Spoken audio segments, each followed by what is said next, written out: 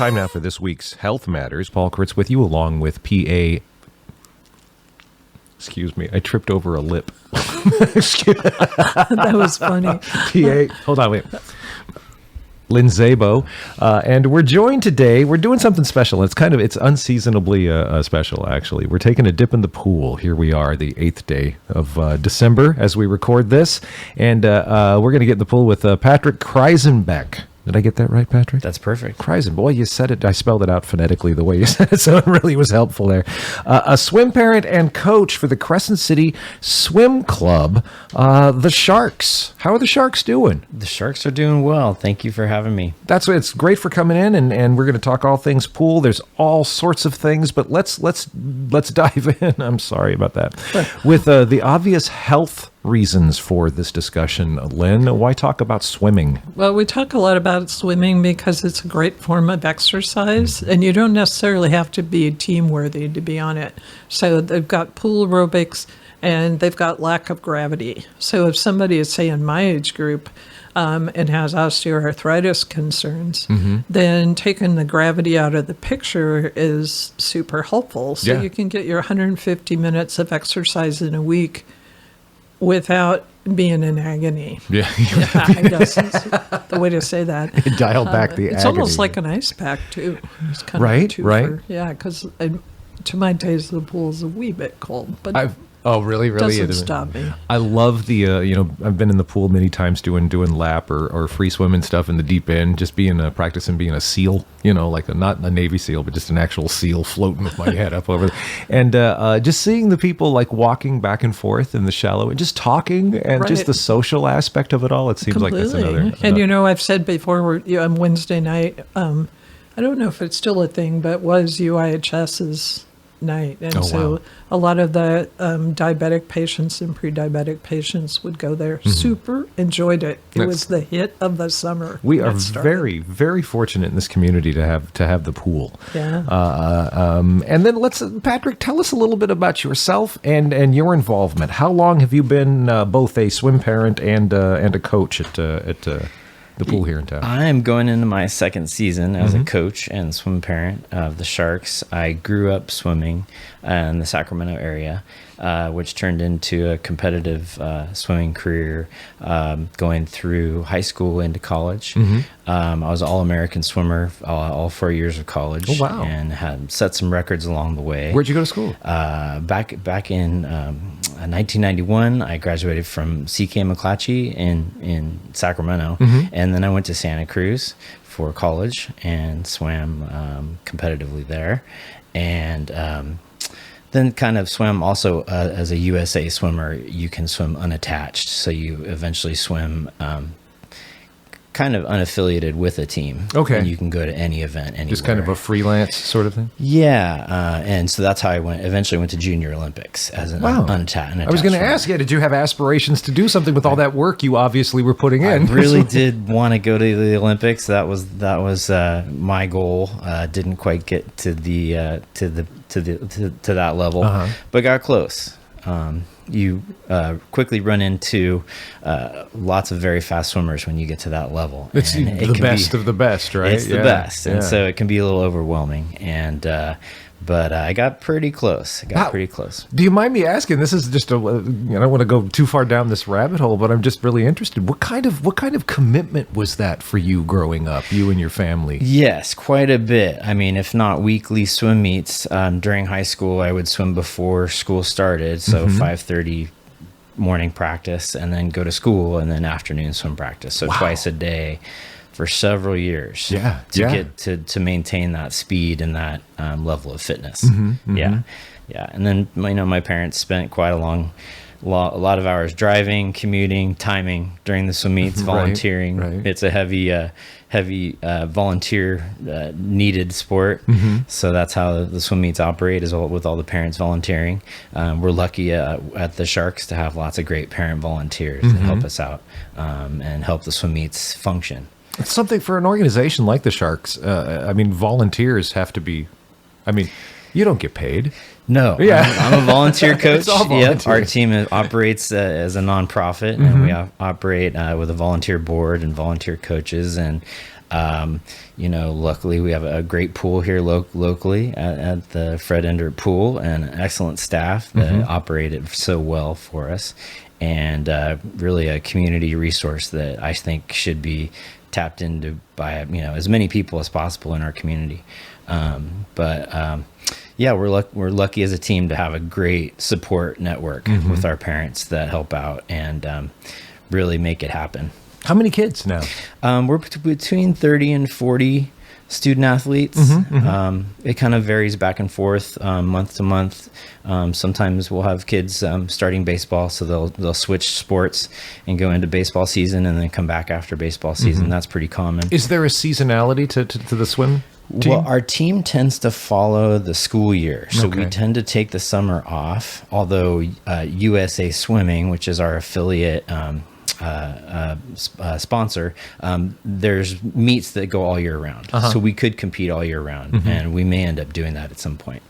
So there's so many ways. There's so many different directions for this. I'm sorry, Lynn. Please jump in. Yeah, jump I in want with to the- know what's going on at the pool right now. Oh, I've got Yeah, questions. yes. I've got questions about affiliation. I've got questions about kids from here being able to go farther along in their swimming. So all kinds of Yes. things. So yes, let's do the pool right now. Yeah, The pool what's is the new news at the pool? because the pool was scheduled to be closed, and I believe by now it would have been closed, correct? Yes. And then it was going to be closed for a whole bunch of work going on, and then there's this whole like sort of a swim share thing that we have, this arrangement with Brookings, we can talk about that too. I assume the swim club is very much involved in all of that too. But let's begin with our pool here. What's the big deal? The bomb cyclone blew out a window, so they closed it early so they could get all the glass off the deck and off the. But what's happening now in the pool? Yeah, well, the part that I know about construction is we're very lucky. Our town's very lucky to get enough funds to work out a big construction project to redo the HVAC system in the pool and also redo the flooring around the deck area, and then also the pool surface. It sounds like there's other things they're going to be fixing during this 3-month period. But overall upgrading the facility, and I think they're working hard to make sure the structure itself remains solid for many years to come, Right. by adding the HVAC system. So just a great partnership between our town and Brookings to open up the Brookings pool. So Now, ordinarily, the Brookings pool, it's outside, so it's not open in the winter, correct? Correct. Right. But they're keeping it open. they're opening it up. They just opened it last week. Have you been up there? I've been up there. Yeah, we've already been holding swim practices up there. Okay. Monday, Wednesdays, and Fridays we'll be holding some swim workouts in the afternoons at the Brookings pool. And then other than that, the Brookings pool will be open for from what I can tell, a pretty much full schedule that's operated by our staff from our Fred Endert pool that are going up there to operate that pool. It's like they had the physical infrastructure resources, and we had the labor down here, and could put them all Perfect, the way in. perfect match. Yeah. Have you been up in the Brookings pool? No, not at all. I'd like to. Where exactly is it? It's I would just say a little bit above the Fred Meyer shopping area. Okay. You go past Fred Meyer on the highway a little bit, and it's a right turn on Ransom, and you head up the hill on Ransom about 8 or 10 blocks, and it's on your left. It's very nice. They're heating it. It's outdoor facility, but it's warm once you get in. And they actually last season refinished their pool surface. So they did a beautiful job. It's a really nice pool environment. Has locker rooms for changing. That's what I was going to ask. Do you have to show up? Is it just like a pool in a parking lot? Like going to Kids Town, and you got to go. We have some people. We have seen some family members wearing blankets during some practice, but that's all part of the fun of it. And but the kids are enjoying it, and very lucky to have that resource so that we can keep swimming during our season, because we have meets coming up. And competition on the way. So how long has the Sharks here, the Crescent City Swim Club, been affiliated with USA Swimming? Boy, I think it's over a decade now. Is it that long now? It could be longer. I don't remember that being the case back when I was more Right. adjacent to the swim club. But Right. yeah. There used to be more of a regional management of Okay. swim teams and Right. associations, but since about a decade or maybe 15 years ago, USA Swimming, which is a conduit all the way to the Olympics, created a national coverage as far as letting private local swim teams join the larger organization. So essentially with our annual membership, USA Swimming covers the team's insurance. So we Okay, can yeah. operate at practice and at swim meets, and all the kids are covered by insurance. And that people, way. I mean, you got to understand too, for organizations like this, endeavors like this, and on the back end, behind the fourth or fifth wall, whatever it is, but it's questions like insurance and things like that are really key to Yes. whether or not these things come off. We couldn't operate without that, and then also swim pools are notoriously expensive to operate, Right, And right. so we're lucky to have our town really doing their best to keep our pool operating at its best. So I have a quick question here. Can, like me, random pool enthusiast, not on the swim team, can I go up there during open hours and pay You definitely can. like $5 senior? You can. They have passes available for this time frame, for this 3-month time frame, or you can pay as you go. And then I also the Del Norte Healthcare District has been paying for passes, so that I know anyone 65 or older can get free passes, so that might be available. And then there's pretty much a full pool schedule. There's morning swim, there's a midday lap swim. They have exercise and lap options. So there's lots of options to go up to Brookings and get in the pool and enjoy yourself, kind of relax a little bit, get the weight off your body, and kind of get the healthcare going. How big a Yeah. pool is it? Is it the same size? It is a 25-yard pool, and it has 6 lanes, so it's similar size to ours. Okay. It does have steps to get in and out, so there's easy access for anyone who has access difficulty. And it's really a perfect venue for us to be able to use, and for anyone in our town to get in the pool this winter. It's an exciting thing also to kind of build connections with the community up there too. It's great across the border for 2 towns to work this out is pretty impressive. Because the border really, and there's a lot of ways, like we deal with there's a community radio station in Brookings too, and we're very closely affiliated with them. And in a lot of ways, it's such a shared common experience what we have in this region. That border is just it's just an arbitrary line. I agree with you. I agree. Regionally, we face so many of the same challenges. Totally. I agree. Tatawa people. Right, it's not right. their line. Exactly, agree with exactly. that. I have a question about lifeguards. Did you take your lifeguarding staff, or did the pool here take the lifeguarding staff Yes. and just transfer them up there? Yes, that's one nice Awesome. thing. So 'Cause our that's staff, a good beginning job for a kid. Yeah. it's a great job. It's a great job, and we're lucky we have excellent staff. And so we've already been seeing them up at the Brookings pool, keeping everyone safe and operating the pool and making it available. Now, with some of the things that they're doing, the upgrades at the pool while it's closed here, you talked about these had come in handy with the affiliation and with the club being part of this broader connectiveness. And I'm really super stoked about this, but because I have swum once competitively. I did a triathlon years ago there, and when you're done, you've got a person watching. They stick like a floaty to get your attention in the pool, because here I'm just splashing along. But now it's going to be fancy. You're going to have like touch sensor things and an actual scoreboard and digital timing and things like that. Yes. So it's a big upgrade in that regard. What's happening? Big changes are coming. So our pool used to host swim meets sanctioned by swimming organizations like USA Swimming, and we're working towards being able to do that once again. But to do that, we need things called touch pads, which are sensors at the end of the lane where the swimmer touches the pad and it automatically records the time.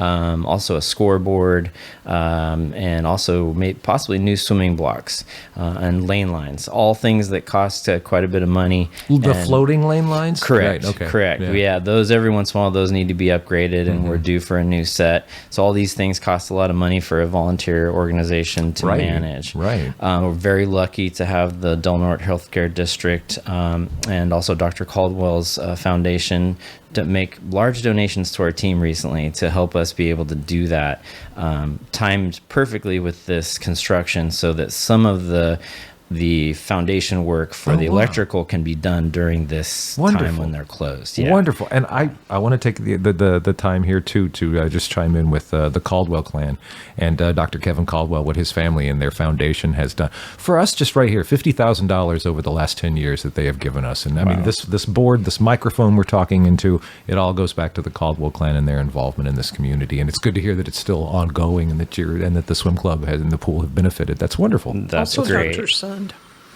Well, yeah, because Part of they're that, too. well, yeah, Definitely. they're married, aren't they? Yes. Well, but Yeah. they also, I think, Is co-administrate. it okay? So community charity. All right, sounds Dr. There you Sund, go. thank you as well. Yeah.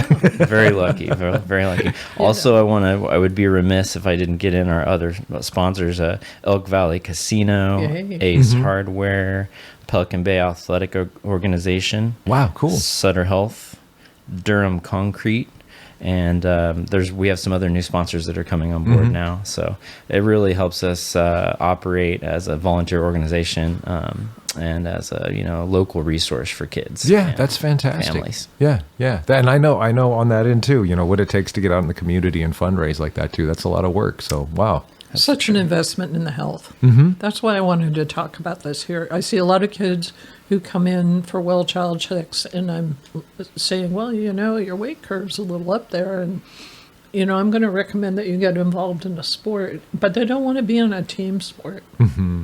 But this one is like you're challenging yourself, and I think it's easier for some people to use that as their entryway into healthier living, and I Very much super appreciate that. As very both a much so. parent and a swimmer, yeah. Can you speak to that? I mean, that kind of Very mindset. much. Yeah. Very What did much you so. get from that? Oh, swimming is such a unique sport in that once you start going down the lane, swimming freestyle or whatever stroke, you are pretty much isolated. You are kind of by yourself. You left to your own thoughts.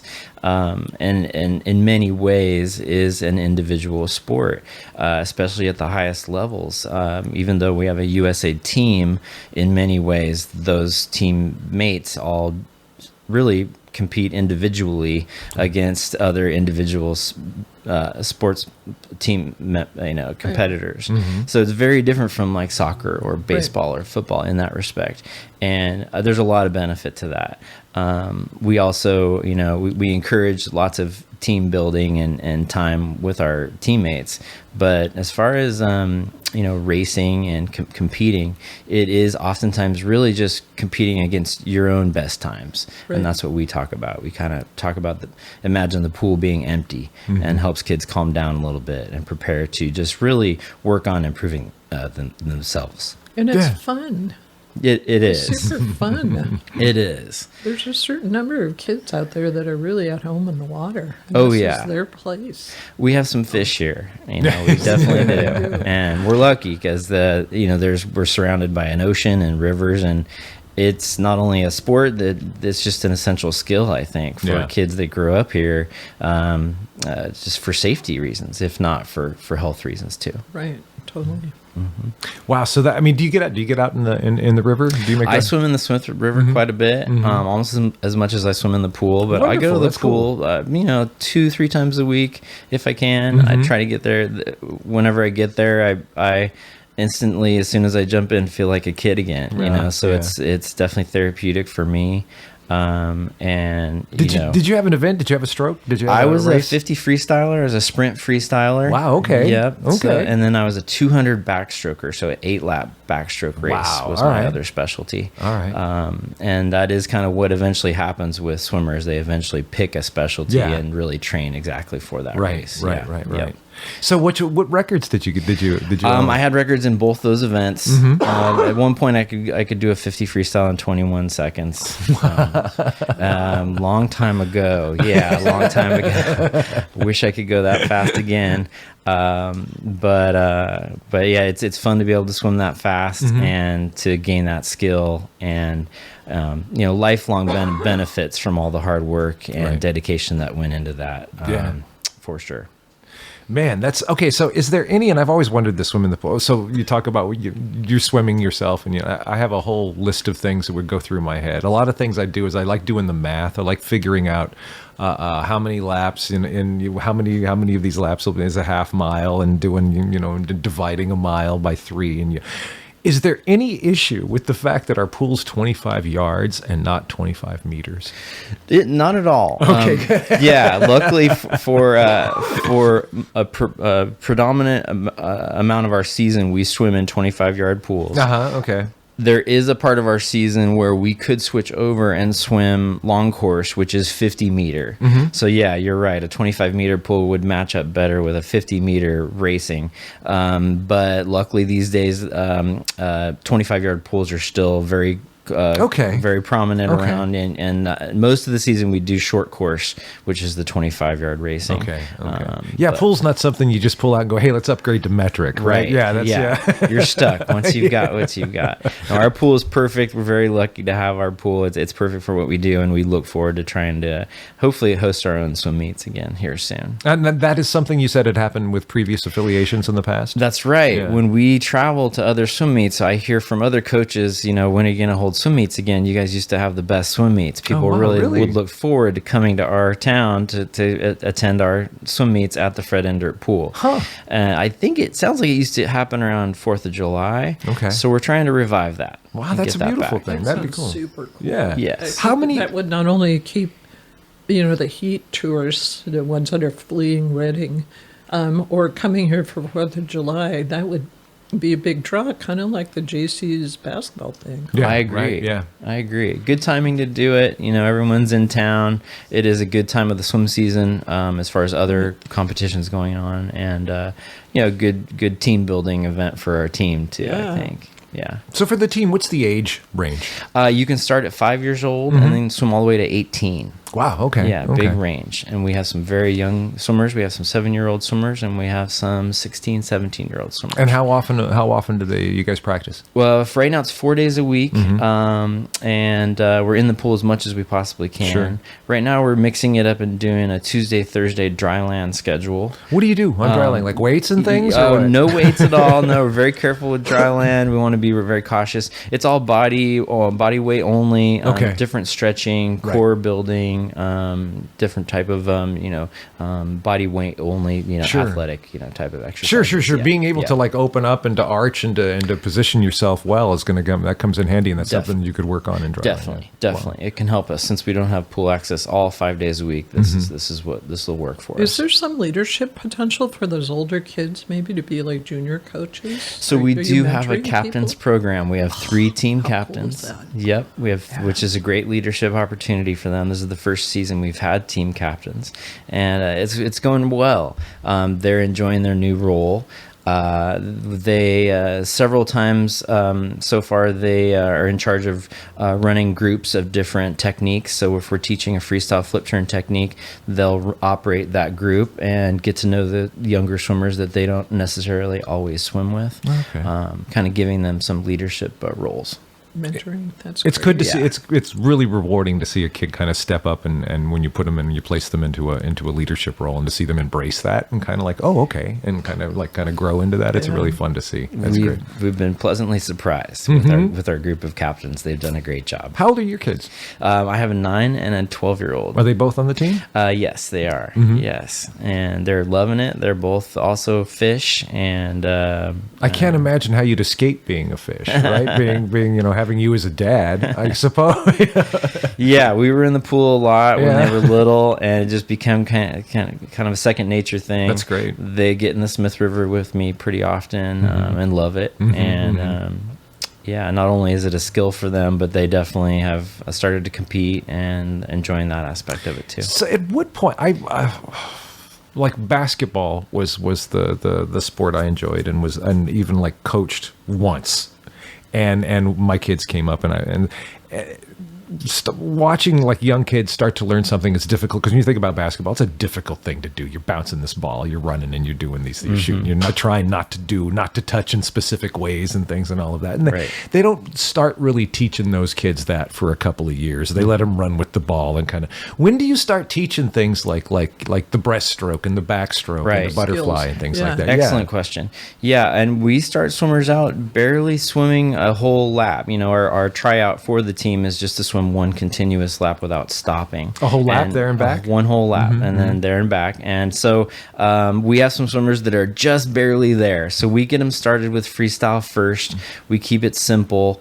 And breaststroke maybe wouldn't come in till maybe 3 months into them. Is that the next one you learn? It'd be backstroke next. Oh, okay, because it's most similar. Right.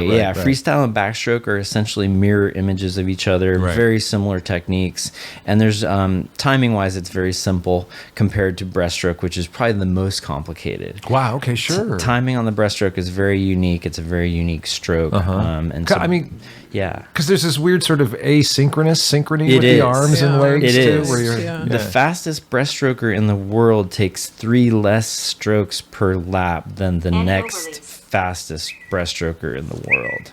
3. Okay. Wow. So it's about efficiency. Yeah. Sure. And 80% of your speed comes from your kick in breaststroke. So it's a very odd stroke. That is wild. Right. I've been doing it wrong this whole time. Okay. All right. And then the butterfly, I just look like somebody who's drowning for 25 yards with the butterfly. I can't do it. Oh, yeah. Oh, to get both arms out of the water with your head to take a breath. Recovery is a hard recovery to make. Right. Some people make it look effortless. Yeah. And it just blows me away. That's one of those things like pole vault. I mean, how do humans do that? That's incredible to me. Wow. Yeah. No, swimming can seem simple to people. We get them in the water and we start teaching them efficiency first. And I know my teaching ethic is, once they get efficient, speed will come later. Okay, so how do you teach efficiency? Efficiency comes from starting out with that freestyle backstroke combination, learning a strong kick first, becoming horizontal in the water, so that you're not dragging your legs through the water. Anytime your body's pointing at the bottom of the pool, you're really fighting gravity at that point. Right. So as humans, we're not set up with gills and fins or scales and everything like fish have. We have to make sure we're flat on top of the water to be as efficient as possible, and then creating that momentum with our feet and our hands. And getting the most possible momentum out of the fewest possible motion. Exactly. We call that distance per stroke. Okay, DPS, sure. And how far we you measure go that. Exactly. You do just coasting? And we measure that. Well, we measure it per lap. So we'll ask everyone what their number is. What was your number? Oh, you count the strokes. Right. Okay. Right. Sure. Which is just a rudimentary way, but it actually gets pretty exact and accurate. And either you're a 9-stroke lap or you're a 10-stroke lap. Okay. It becomes, I've never heard that before. Yeah. And so you want to be able to have that efficiency so that when you change gears and want to speed up, you just basically speed up that action and increase RPMs. Cool. Yeah. That's a good way of looking at it. Right. Increase RPMs, from the kids getting it. Right. Yeah. Right. And picturing it in their mind while they're swimming. Yeah. It's very much a mind-body activity. And it can look real simple watching someone swim freestyle, but there is a lot going on. That's just it. So many things like that. Yeah, it looks simple, but go do it. Exactly.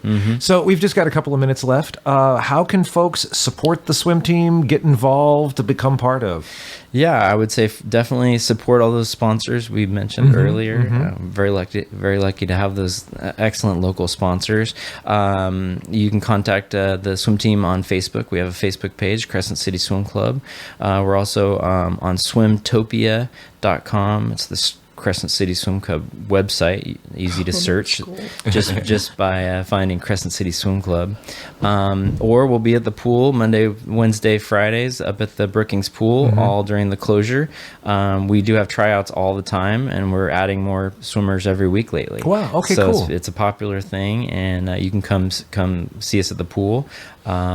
And then on Tuesdays and Thursdays, we're doing our dryland training at Joe Hamilton School. They're very nice to let us use their gymnasium for dryland training. Sweet. Patrick, let me get to your last name again. I hid it away. Patrick Kreizenbeck.